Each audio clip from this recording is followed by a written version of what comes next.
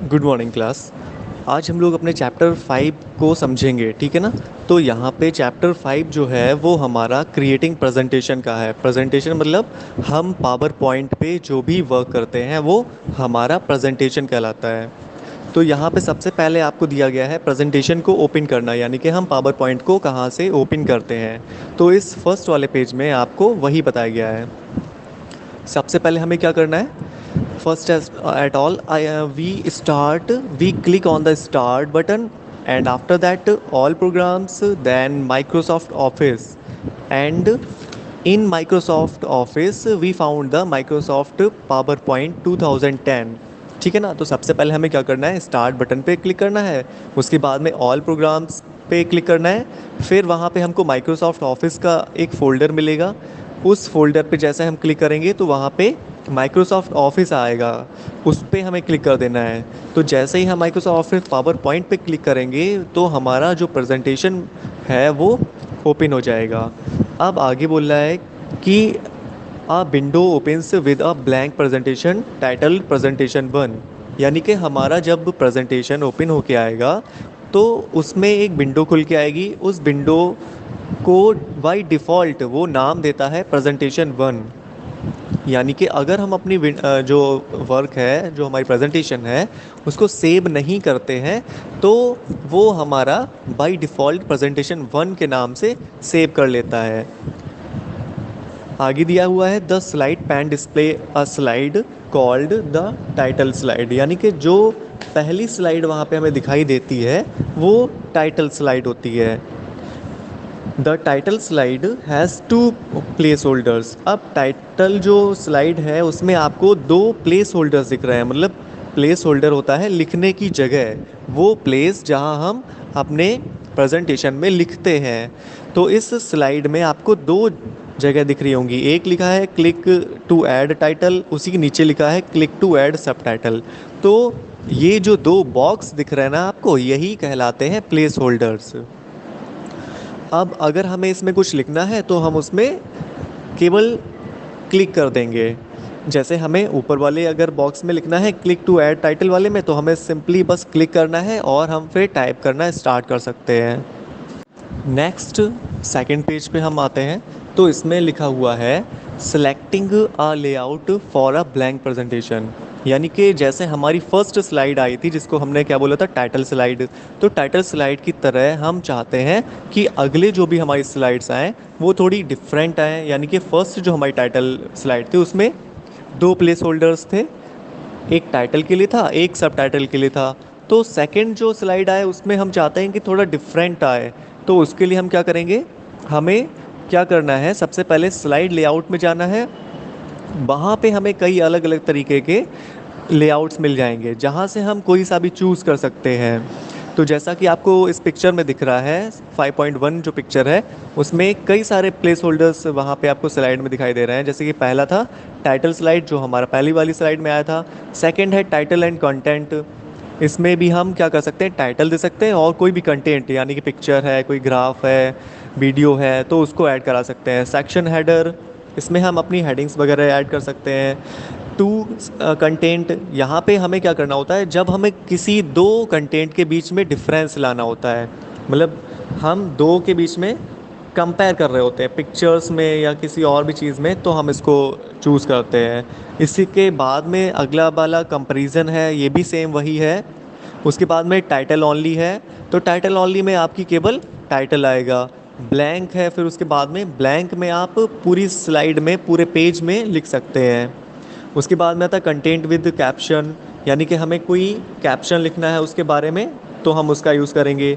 Picture and caption, यहाँ पे भी हम सेम वही यूज़ करेंगे कि पिक्चर भी दे सकते हैं और उसके बारे में कुछ लिख भी सकते हैं। तो यहाँ पे आपको कई तरीके के लेआउट्स दिए गए थे, तो हम किसी भी तरीके के लेआउट को चूज़ करके अपने स्लाइड में ऐड करा सकते हैं।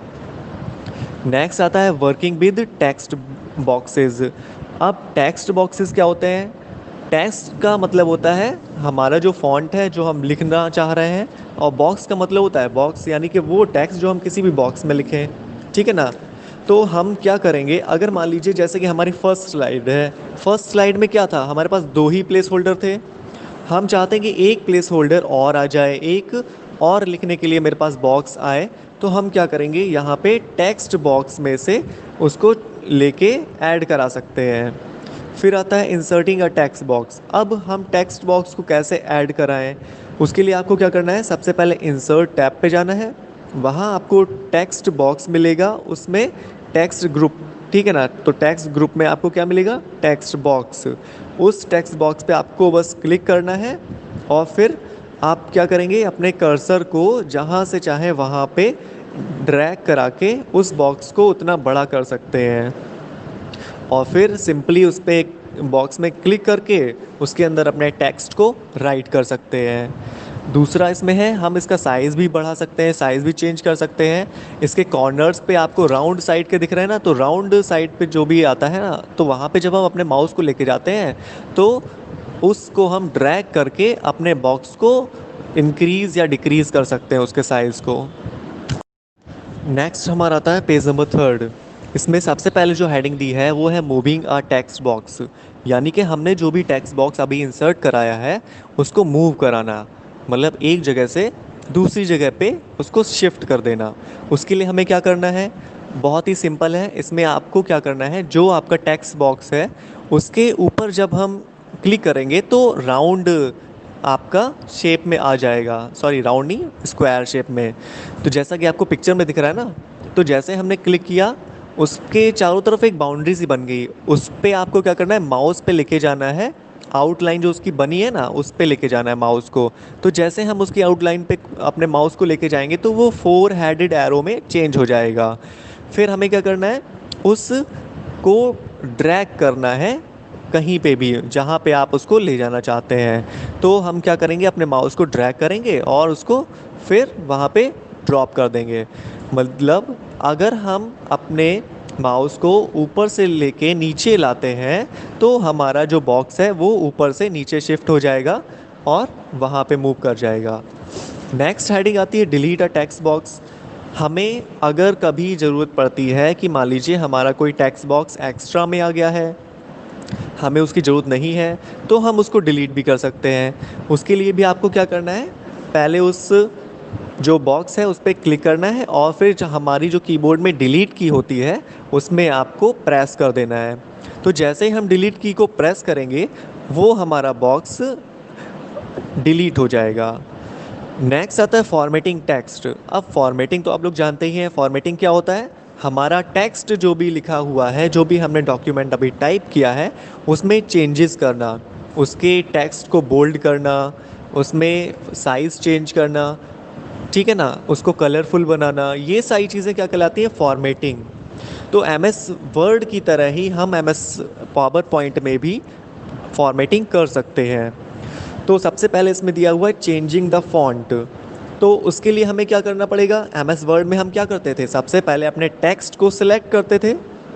टेक्स्ट को सिलेक्ट करने के बाद में हमें जो भी चेंजेस करने होते हैं, जैसे मान लीजिए हमें सबसे पहले फ़ॉन्ट को चेंज करना है, तो फ़ॉन्ट हमें कहाँ से मिलेगा, आपको फ़ॉन्ट ग्रुप में मिलेगा, ठीक है। तो उस ड्रॉप डाउन एरो में से हम क्या करेंगे, बहुत सारे जब हम टेक्स्ट को देखते हैं, जो फ़ॉन्ट दिखते हैं वहाँ पे, उनमें से कोई सा भी आप फ़ॉन्ट को चूज़ कर सकते हैं।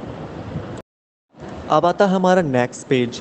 नेक्स्ट पेज में हमारी जो फर्स्ट हेडिंग है वो है अलाइनमेंट ऑफ टेक्स्ट। अलाइनमेंट मैंने आपको एम एस वर्ड में भी बताया था। अलाइनमेंट का मतलब होता है हमारा टेक्स्ट पेज में किस साइड से आए, यानी कि अगर हम उसमें राइट अलाइनमेंट लगाते हैं तो हमारा जो राइट साइड है वो एकदम प्लेन आएगा, यानी कि राइट साइड में सारे टेक्स्ट एकदम प्लेन आएंगे। लेफ़्ट में लगाते हैं तो लेफ़्ट से सारे प्लेन आएंगे टेक्स्ट, ठीक है। और अगर हम सेंटर लगाते हैं तो बीच में आपका जो टेक्स्ट है वो प्लेन आएगा।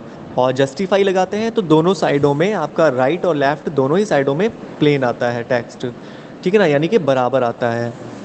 उसके बाद में और भी कई सारे इसमें फीचर्स हैं, मतलब फॉर्मेटिंग आप कर सकते हैं, जैसे कि इटैलिक हो गया, टेक्स्ट को इटैलिक करना, बोल्ड करना, अंडरलाइन करना, टेक्स्ट के साइज़ को चेंज करना, ठीक है, टेक्स्ट को कलरफुल बनाना।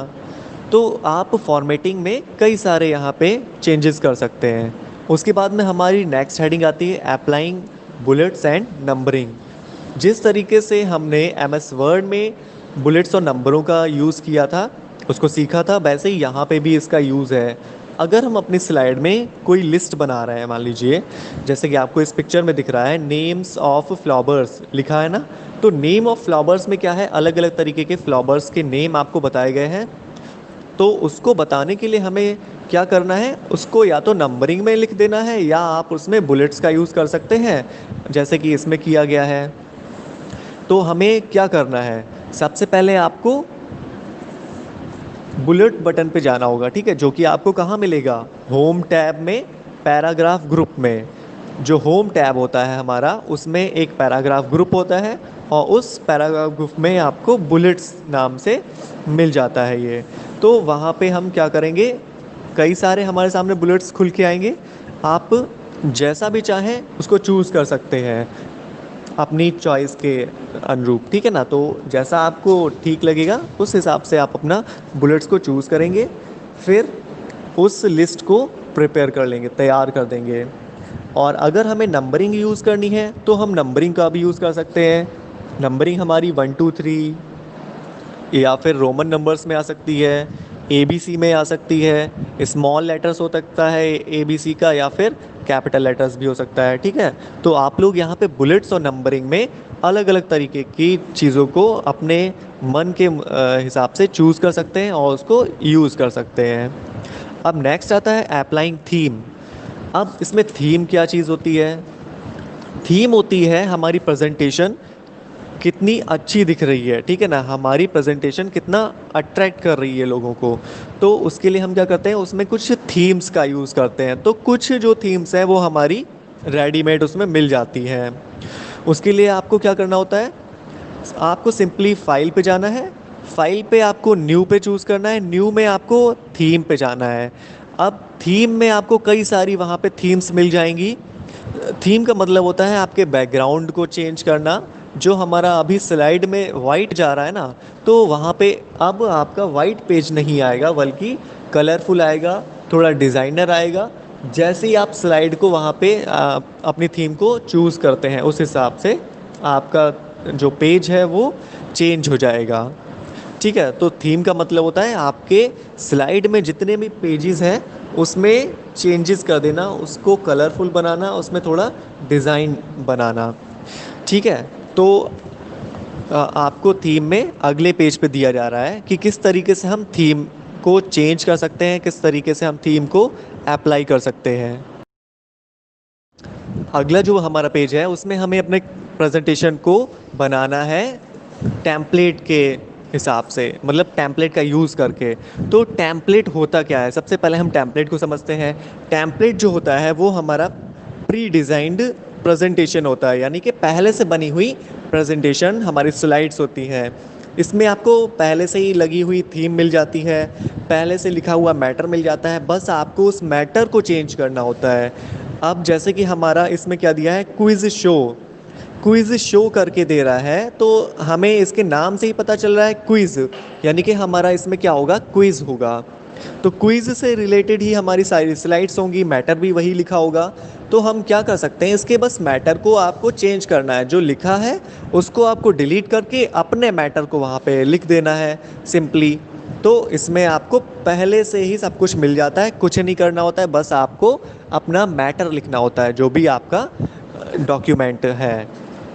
हमारा अभी लास्ट जो पेज बच रहा है उसमें आपको व्यूइंग अ प्रेजेंटेशन, यानी कि हम किस तरीके से अपने स्लाइड जो हमने बनाई है उसको देख सकते हैं। जैसे हमारे मोबाइल में क्या होता है, गैलरी आती है ना, गैलरी में हमारे कई सारी पिक्चर्स दिखाई देती हैं, वन ही पेज में कई सारी पिक्चर्स दिख जाती हैं, कई सारे फ़ोन्स में अलग अलग होता है। तो हम अपनी जो प्रेजेंटेशन हमने बनाई है उसको कैसे देखना चाहते हैं वो यहाँ पे बता रहा है। इसमें 4 टाइप्स के आपके व्यूज़ आते हैं, normal view, slide shorter view, notes page and reading view. तो आपको चारों लर्न कर लेने हैं। फर्स्ट इसमें आपके दो जो व्यूज़ हैं वो इम्पॉर्टेंट है, normal view and slide shorter view. तो सबसे पहले तो ये जानते हैं हमें ये व्यू मिलता कहाँ पे है। इसमें आपको व्यू टैब पे जाना है, व्यू टैब में जाने के बाद में आपको प्रेजेंटेशन व्यू ग्रुप में जाना है, वहाँ पे आपको ये मिल जाएगा। तो सबसे पहले हम देखते हैं अपने दो जो व्यूज़ हैं उनको समझ लेते हैं जो इम्पोर्टेंट है। नॉर्मल व्यू में क्या होता है, इसमें हमारा जो स्लाइड है वो एक टाइम पे एक ही पेज को शो करता है, यानी कि वन टाइम में वन पेज ही शो करेगा स्क्रीन पे। नेक्स्ट आता है स्लाइड शॉर्टर व्यू। इसमें क्या होता है, इस शॉर्टर व्यू को हम जब सेलेक्ट कर लेते हैं तो हमारी जो प्रेजेंटेशन में जितने भी पेजेस होते हैं वो थंबनेल यानी कि छोटे छोटे पिक्चर्स के रूप में दिखाई देने लगते हैं। ठीक है, उसके बाद में नेक्स्ट आता है रनिंग अ स्लाइड शो। अब हमारी जो स्लाइड्स बन के तैयार हो चुकी हैं उनको हम कैसे रन कराएंगे, कैसे प्ले करेंगे, उसको बताया गया है। उसके लिए हमें क्या करना होता है, स्लाइड शो टैब पे जाना है। अब हम अपने स्लाइड को चूज़ कर सकते हैं। अगर हमको स्टार्टिंग से स्टार्ट कराना है, यानी कि हम चाहते हैं फर्स्ट पेज से हमारी स्लाइड रन करे, तो हमें क्या करना है, फ्रॉम बिगिनिंग पे चूज़ करना है। अगर हम चाहते हैं जिस पेज पे अभी वर्क कर रहे हैं वहाँ पे वहीं से स्टार्ट हो, तो हम क्या कर सकते हैं, फ्रॉम करंट स्लाइड। ठीक है ना, तो जैसा भी आप चाहें यहाँ पे ऑप्शन को चूज़ कर सकते हैं। अगर हमें शुरुआत से चाहिए, स्टार्टिंग से चाहिए, तो हम फ्रॉम बिगनिंग करेंगे, और हम चाहते हैं कि जहाँ पे हैं अभी हम जिस स्लाइड पे वहाँ से ही स्टार्ट हो, तो हम फ्रॉम करंट स्लाइड करेंगे।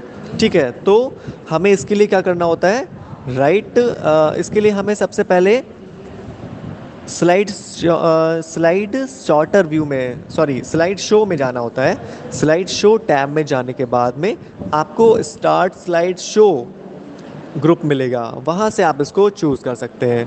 अब हमारी जो स्लाइड्स है उसको हम कैसे आगे या पीछे बढ़ाएंगे, तो आपको जो राइट एरो दिख रहा है ना, राइट एरो जो हमारे कीबोर्ड में होता है उसके थ्रू हम अपने स्लाइड को आगे बढ़ा सकते हैं, नेक्स्ट स्लाइड को ला सकते हैं, और लेफ़्ट एरो जो है उससे हम प्रीवियस स्लाइड को ला सकते हैं। तो हमारा चैप्टर जो 5 है वो यहीं पे कंप्लीट होता है। आप इसको एक बार ध्यान से पढ़ेंगे और इसको समझेंगे। ठीक है, अगर समझ में नहीं आता आप दोबारा ऑडियो को सुनेंगे।